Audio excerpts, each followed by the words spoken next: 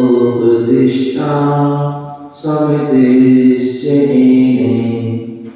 भवान्यो द्वादशदा तपांसि तं पुष्पदन्तं प्रणमामि देवं तं पुष्पदन्तं प्रणमामि देवं तं पुष्पदन्तं प्रणमामि देवं त्वमेव आदि सागर त्वमेव महावीर कीर्ति गुरुवर त्वमेव वात्सल्य मूर्ति श्री विमल सिंधु नमामि सरस्वती तपस्वी त्वमेव नमामि ब्रह्म गुरुवर त्वमेव नमामि ब्रह्म गुरुवर त्वमेव। बोले अनंतानंद सिद्ध परमेश की भगवान की। हाथ ऊपर कर लें जिससे आपकी सर्दी दूर हो जाएगी। ठीक है, थोड़े हाथ ऊपर नीचे करें, योगा हो जाएगी। बोले आदिनाथ भगवान की, बोले चंद्रापु भगवान की, बोले शांतिनाथ भगवान की, बोले चिंतामणि पार्षनाथ भगवान की, शासन नायक भगवान महावीर स्वामी की, परम पूज्य आचार्य गुरुदेव व्यासदेव जी महाराज की, अहिंसामय विश्व धर्म की, तीर्थराज समेत शिखर की, सजी महाराज की जय, श्री महाराज की जय। प्यारे हम सब मिलके समृद्धि के बारे में कैसा असर होता है, कैसा प्रभाव होता है। कुल 3 पन होते हैं,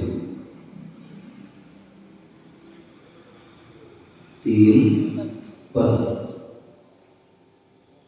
एक बचपन, एक युवापन और एक वृद्धापन। ये 3 पन।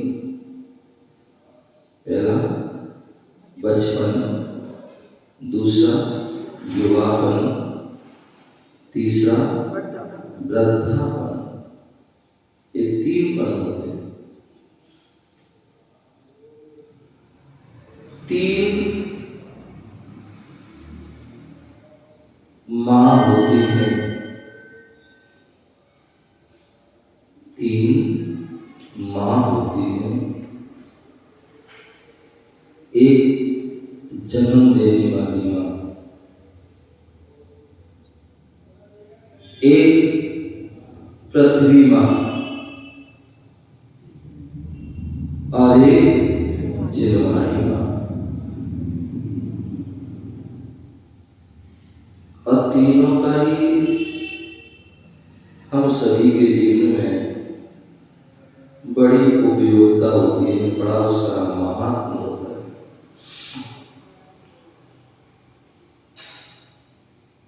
जन्म देने वाली माँ, उसका बड़ा होता है।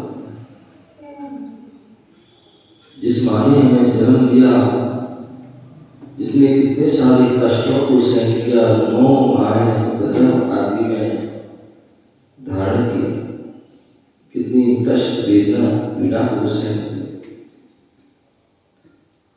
तब जाके हमारा जन्म हुआ। अन्यथा कलयुगी माँ होती, कलयुग की माँ होती, क्या करती हो? वहां मरवा देती, गर्भपात करा देती, गर्भ गिरा देती। लेकिन नहीं, उस माँ ने जो है उस गर्भ की रक्षा की, उसका पूरा ध्यान रखा, स्वयं कष्ट में रही, लेकिन उसका प्रयास रहा कि उसको कष्ट ना। और 9 माह तो उसने पूरा सहन किया, ध्यान रखा ही। उसके बाद भी, जन्म होने के बाद भी जब तक वो रहती है, क्या? जब तक वो रहती है तब तक वो उसका ध्यान रखती है। भली बालक उसका ध्यान रखे या ना रखे, लेकिन माँ जो है जरूर रखेगी। पूत सपूत हो चाहे कपूत हो, लेकिन फिर भी माँ उसका करना हुई माँ। कोई अपनी बासल पूरे बच्चे पर वो उड़ेल देती, तो माँ तो जन्म देती। एक पृथ्वी माँ, जिस पृथ्वी ने हमें जो है आश्रय दिया है, जीवन भर हम उस पर जो है निवास करते रहते हैं, वो हमारा हम पर उपकार करती है, और हम उस पर कितना अत्याचार करते हैं, कितने अनेक प्रकार के कर्म करते हैं, लेकिन फिर भी वह कोई शिकायत नहीं करती। ना जन्म देने वाली माँ शिकायत करती है, और ना ही वो पृथ्वी माँ भी कोई शिकायत नहीं करती। तो उसका भी बड़ा होता है। और तीसरी जो है, बोले जन्म देने वाली माँ भी संभाल रही हमारे लिए, और पृथ्वी माँ भी हमें संभाल रही है, क्योंकि पृथ्वी से ही सारी वस्तुएं सब प्राप्त होती है। पृथ्वी से ही सब कुछ मिल रहा है, जल मिल रहा है तो भी पृथ्वी से मिल रहा है, और जो भी अनाज फल फ्रूट सब्जी आदि जितनी सब चीज क्या है, पृथ्वी से। जितनी भी जो चीजें हैं, सोना हो चांदी हो, जितने हीरा हो, जितनी भी चीजें कहां से आए? वो सब पृथ्वी से ही मिल रहा है। क्या? पृथ्वी से। एक माँ ने हमें जन्म दिया, और दूसरा जीवन जीने के लिए उसने संपदा दी हमें, उपयोगी वस्तुएं दी, जिसके माध्यम से अपने जीवन को चला सकते हो। और तीसरी जो है वो जिनवाणी माँ है, हमें अपने जीवन को कैसे संवारना है, अपने जीवन को कैसे श्रेष्ठ बनाना है, अपने जीवन को कैसे महान बनाना है, वह जिनवाणी माँ बता रही है। कितना उपकार कर रही हो। जो भी उस माँ की सुन लेता है, जो भी उस माँ की सुन लेता है, वो कभी दुखी नहीं रहता। एक वो जन्म देने वाली माँ की जो सुनता है, तो वो भी कोई दुखी नहीं रहता है, और जो जिनवाणी माँ है उसकी सुनता है, उसके अनुसार चलता है, तो भी कोई दुखी नहीं रहता, कोई परेशान। तो ये तीनों माँ है, और तीनों माँ की जो है हमारे जीवन में बड़ी उपयोगिता है। मात्र मैं बता रहा था कि एक बचपन होता है, एक युवापन और एक वृद्धा। और इन तीनों को संभालने के लिए, तीनों को सुधारने के लिए तीन की आवश्यकता होती है। तीन की आवश्यकता। एक मां हमारे जीवन को संभालती है। बोले बच्चा गीली मिट्टी होता है, बच्चा गीली मिट्टी होता है। अब उस मिट्टी को वह कैसा आकार देना चाहे वह वैसा आकार दे सकती है। वो चाहे तो राम बना सकती है, वो चाहे तो रावण बना सकती है, वो चाहे तो कंस भी बना सकती है, वो चाहे तो कृष्ण भी बना सकती है, वो चाहे तो मारीच भी बना सकती है, और वो चाहे तो महावीर भी बना सकती है, वो चाहे तो सीता भी बना सकती है, वो चाहे तो सूर्पनखा भी बना सकती है, वो चाहे तो जो है कौशल्या भी बना सकती है, और वो चाहे तो केकई भी बना सकती है। वो उसके ऊपर है, उसके ऊपर वो कैसे बनाना चाहिए, क्या बनाना चाहिए। वो मां बचपन को संभालती है।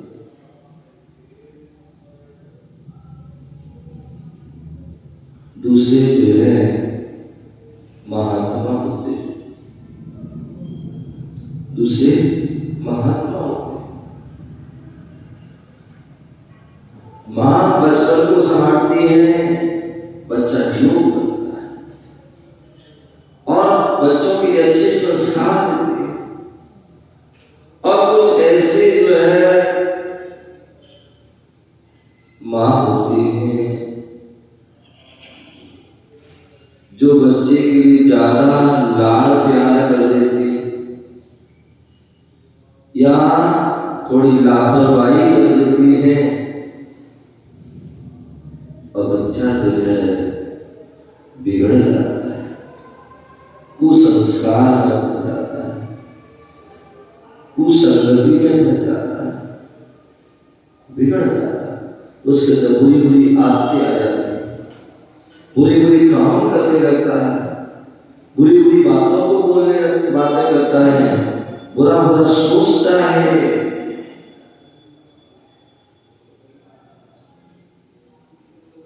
मां बाद में फिर उसको समझाती है, बहुत डांटती है, फटका सब कुछ करती है, लेकिन फिर वो बालक नहीं सुनता है, नहीं सुनता। क्योंकि जब तक गीली मिट्टी है तुम जैसा चाहोगे वैसा हो सकता है, जब गीली मिट्टी सूख जाती है तो फिर जो आकार होगा वो वैसे ही रहेगी, उसमें कोई बदलाव नहीं हो सकता। तो जिस मां ने जो है उस बच्चे के लिए लापरवाही कर दी, ध्यान नहीं दिया, और बच्चा जो है बुरी संगत में, बुरे प्रभाव में आ गया, तो फिर कहा जाता है उसके बाद महात्मा होते। महात्मा वहां मां है, यहाँ महात्मा है। मां में केवल एक ही मां है, एक मां है, उसमें दो मां है। महात्मा महात्मा तो जब दो मां है तो फिर तो जो है विशेष होंगे, विशेष उनका प्रभाव होगा। तो जो युवा है जो संस्कार से विहीन होते हैं, कुसंस्कृति में लीन होते हैं, तो ऐसे उन युवा के लिए महात्मा संत जो है उनके लिए सब संस्कार, सच्चे संस्कार, उन्हें सही मार्ग दिखाते हैं, उन्हें कुमार्ग से जो है सुमार्ग की ओर ले जाते हैं, संसार से जो है वह लोग सुमार्ग की ओर ले जाते हैं। ऐसे वो जो है संत महात्मा होते हैं। कितना बिगड़े से बिगड़ा व्यक्ति क्यों न हो, संतों की संगति में आने से वह संत बनता है। क्या बात है, संत बन जाता है। अभी आप सुन रहे थे कि एक जो है सामान्य व्यक्ति जिसे कुछ भी नहीं आता, लेकिन संत की संगति में आ गया। आपने सुना भाई गड़ैया की कहानी है? गड़ैया की कहानी सुनी? हाँ, मुनिराज को देखा मुनिराज के साथ बोल रहे हैं, पीछे पीछे हो गया। क्या हो गया? पीछे पीछे में बढ़िया के साथ स्टेशन के साथ बड़े बड़े सेठ साहूकार हैं, और चौके में गया तो बढ़िया अच्छा माल, और कुछ करना नहीं, आराम से बस ऐसे बैठना है। लेकिन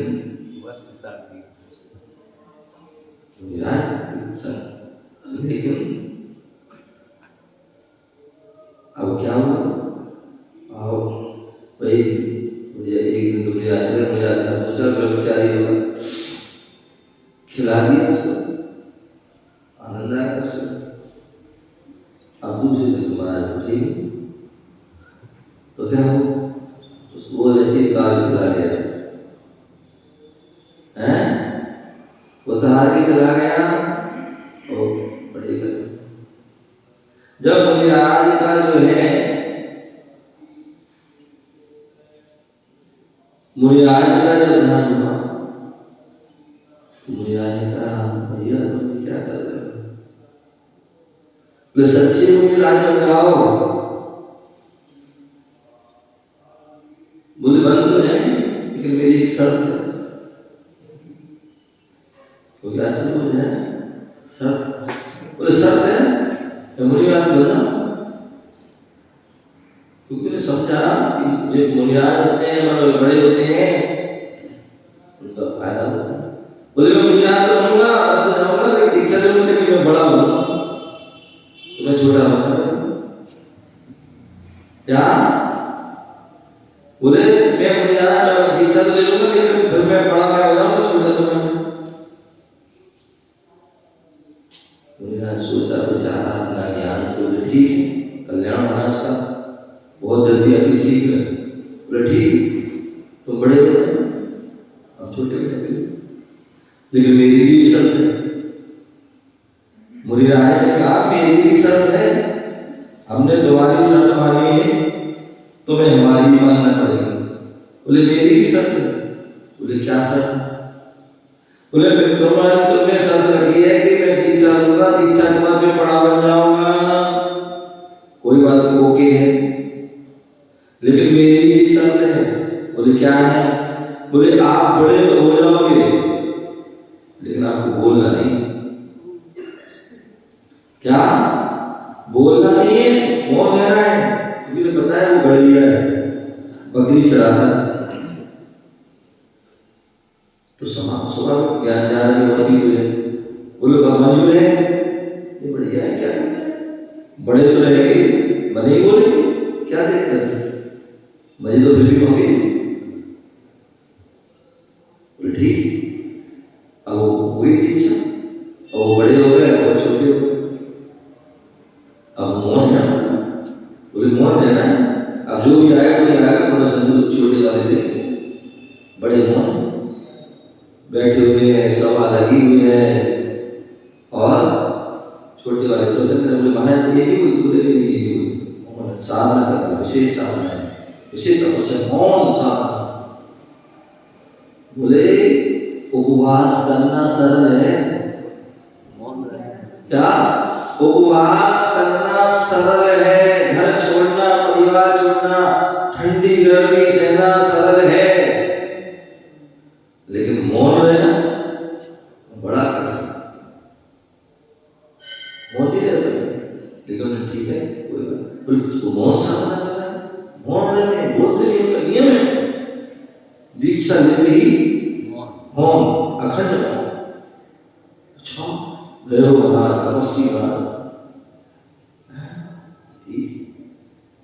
एक दिन क्या हुआ, ऐसी प्रवचन चल रहे थे, सब लोग बैठे हुए थे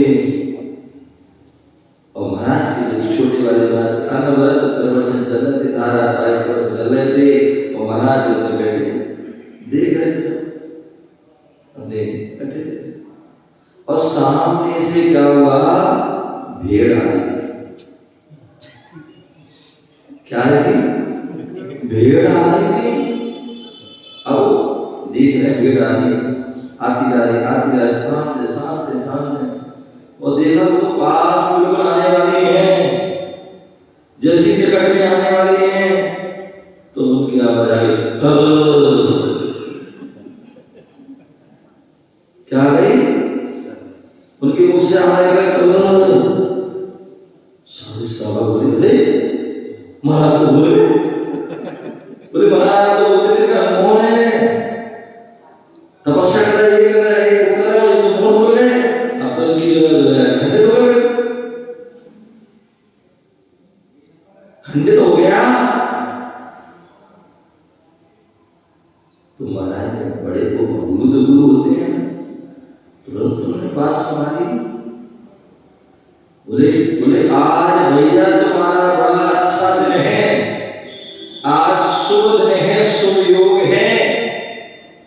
बोले आज तुम लोगों का तीव्र दिन से आरंभ पुण्य तीव्र हुआ और तीव्र पुण्य के प्रभाव से जो है क्या हुआ, तीर्थंकर की वाणी से मिल गया है। भवि भाग में जोगी बसाए, मुनियों तीर्थंकरों की जो वाणी मिलती है, तीर्थंकरों का ब्याह होता है, मुनियों का ब्याह होता है, मुनियों के उपदेश होते हो भक्त लोगों की पुण्यशाली जो होते। आज तुम्हारा तीव्र पुण्यदायक से आए थे, इतनी तुम्हारी भावना थी, उन सारी भावना को जान होते आज की जो है वाणी हो गई। और देखिए मैं एक ही शब्द बोला और कुछ नहीं बोला हमारे लिए, एक ही शब्द सारे जो मैं इतने दिन से उपदेश दे रहा था उन्होंने उसका पूरा एक शब्द में, जैसे हमारे लोग कहते हैं भाई, बोले महाराज एक शब्द में सार बता दो, मतलब जो है शॉर्ट में क्लास का सार क्या है, स्वाध्याय का सार क्या है, जैन धर्म का सार क्या है, बोले एक शब्द। तो उन्होंने यही तो कहा है, बोले एक शब्द में मैंने सार दे दिया। बोले मनुष्य जीवन मिला है, किस लिए मिला है? तरने के लिए मिला है। किस लिए मिला है? बोले तरने के लिए मिला है। संगति का कई बार होता ना, अब वो संगति वाले लोग संस्कार ऐसे करने थे, वो आ गए, लेकिन गुरु महाराज ने उसको तो कहने का तात्पर्य जो है, संत होते हैं, महात्मा होते हैं, माँ जो है बच्चे को जो है संभालती है, बचपन को संभालती है, और जो महात्मा है वो क्या करते हैं, वो युवाओं को सन्मान कराते हैं। आचार्य धरसेन महाराज ने रात्रि के अंतिम पहर में स्वप्न देखा। माता की जो है 16 सपनों में एक स्वप्न होता है, वहां उन्होंने स्वप्न देखा, दर्शन सुने। क्या देखा कि 2 युवा बैल आ रहे हैं, 2 युवा बैल आ रहे हैं, और वो जो है आकर के उन्हें नमस्कार किया। सुबह जैसे ही वो अपनी दैनिक क्रिया की, उन्होंने उसका अर्थ उसी समय जान लिया, और तुरंत उसके जब प्रातः काल आदि हुई तो 2 युवा महिलाएं उनके चरणों में आकर नमस्कार। बोले आज के स्वप्न का यही फल था कि आगे जो भविष्य में हमारा धर्म चलेगा, धर्म के रथ को जो आगे खींचेगा वो युवा को खींचेगा, युवा साधु खींचे। तो इसलिए संत जन जो है युवा के लिए जो है सद्मार्ग बताते हैं, सब रास्ता सही रास्ता दिखाते हैं, मोक्ष मार्ग बताते हैं, सब उनके धर्म के संस्कार देते हैं, श्रद्धा, ज्ञान, चारित्र, संयम आदि के जो उनके संस्कार देते हैं, सड़ आवश्यक आदि कर्तव्य संस्कार देते हैं, कैसे हमारा जीवन श्रेष्ठ महान हो उसकी संस्कार देते हैं, महान। लेकिन कुछ ऐसे भी लोग होते हैं, तो सुनो क्या, कुछ ऐसे भी लोग होते हैं जो माँ की भी नहीं सुनते हैं, महात्मा की भी नहीं सुनते हैं। तो फिर अंत में जब जो है व्यक्ति वृद्ध हो जाता है, वृद्धापन आ जाता है, तो वृद्धों को कौन संभालते हैं? तो परमात्मा। क्या वृद्धों को जो है कौन संभालते हैं? क्यों? क्योंकि तुम जो है बोले कच्चे जो है, कच्चे फल को तो पकाया जा सकता है, कच्चे फल को पकाया जा सकता है, लेकिन जो फल पक गया उसको पकाओगे तो क्या हो जाएगा?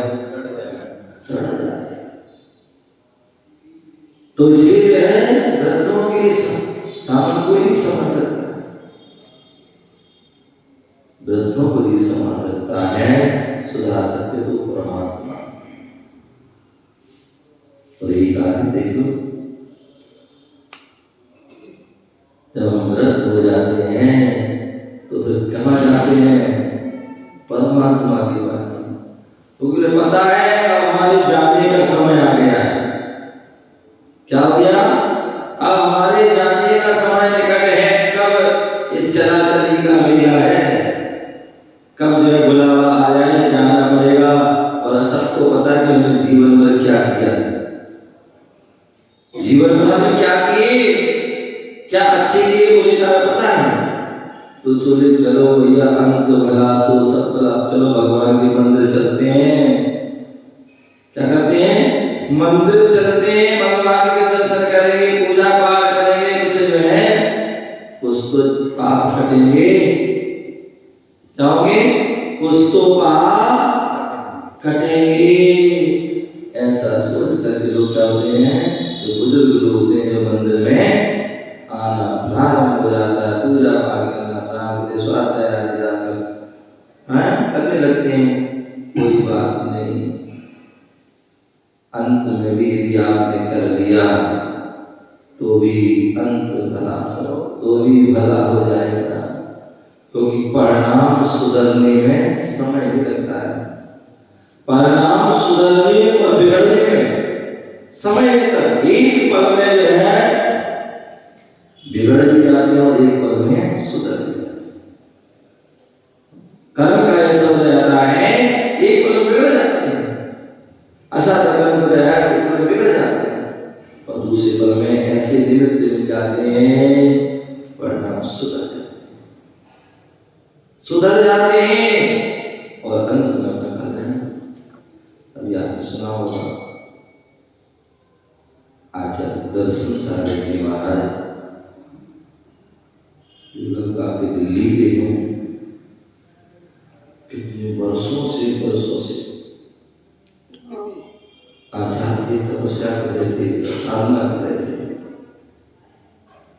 कितना पूरे भारत में मंगल विहार की,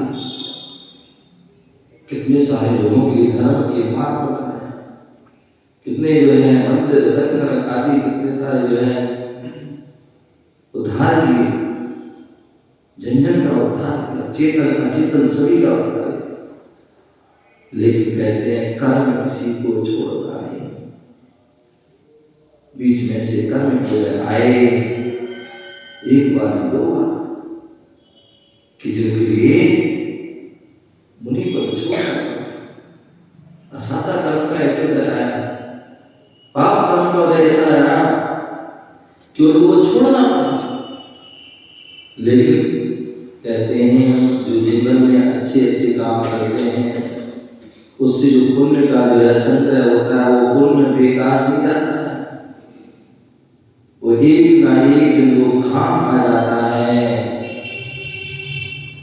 और वही हुआ कि एक श्राप में तो पहले श्राप लाए सेवा के लिए घर, मतलब अपने नगर में लाए। समय समय की बात वो आ गए, गृहस्थ के हम गृहस्थ जैसे अवस्था में आ गए, लेकिन पुण्य, उसके बाद पुण्य जागा, श्रापों की मति बदली, जागे वो कि भैया हम इनको कितना भी कुछ कर लें, घर में सेवा कर लें, लेकिन यदि इसमें मरण हो गया तो कुमरण हो जाएगा। वो इनका मरण यदि हो, संलेखना पूर्वक मरण हो, और वो जो है संत के पास हो, तो धर्म स्थान पर हो, तभी सुमरण होगा। अन्यथा तुम घर में कितना भी कुछ कर लोगे, उसे सुमरण नहीं, कुमरण। और ऐसी जो है हो सकता है साधु किसी भी बेटा भी, संतों की बेटा या उनके स्वयं के भाव हुए होंगे, वो जो है पुनः जहाँ उन्होंने अनेक जो है वर्ष साधना की सुसनेर में, और वहाँ पुनः वहाँ सुसनेर पहुंचे, वहाँ के बाबा ने, वहाँ भगवान ने बुलाया, और वहाँ जाकर के जो है पुनः उन्होंने जो है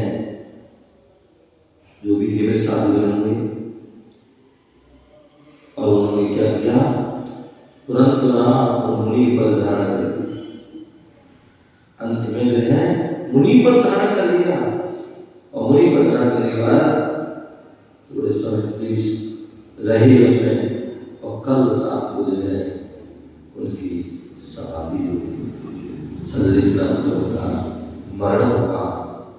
उन्हें अपने जो है अपने जो भी त्याग आदि हैं वो किए। तो ऐसे जो है वो जी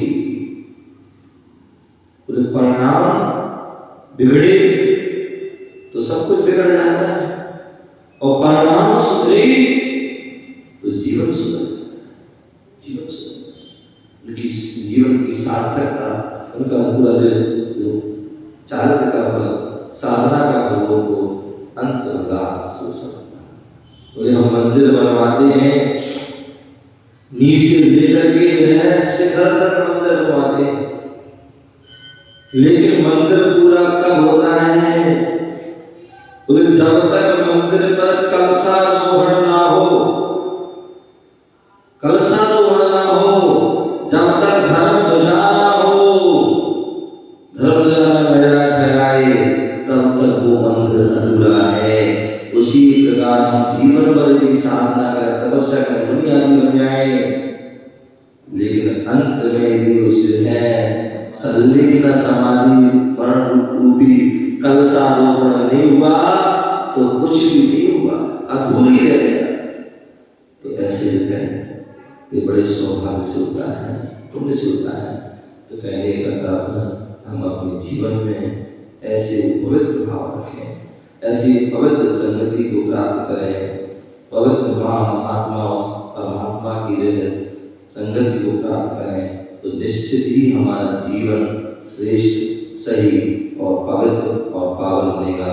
हम सभी अपने उसी मार्ग पर अपने कदम बढ़ाएं और अपने जीवन को श्रेष्ठ बनाएं, महान बनाएं।